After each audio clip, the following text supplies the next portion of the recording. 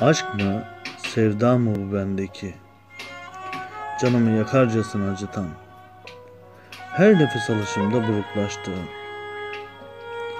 Bir yerlerde var elbet biliyorum ama tarif edemiyorum. Sanki uzaklarda bir yerlerde bekliyor beni ansızın. Ulaşsam kaybedecek gibiyim. Bilemiyorum. Adını koyamıyorum bu saklı duygularımın. Bir nefes kadar yakın, bir o kadar da sanki uzak bakışların. Tarif edemiyorum.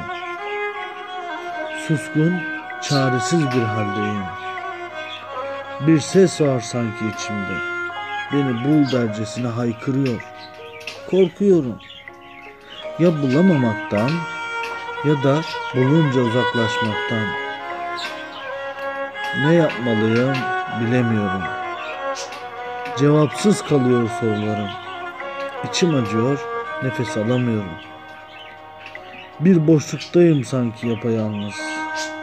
Duygular viran, gönül harabe, bilemiyorum. Aşkla atacak mı yürek bu bedende?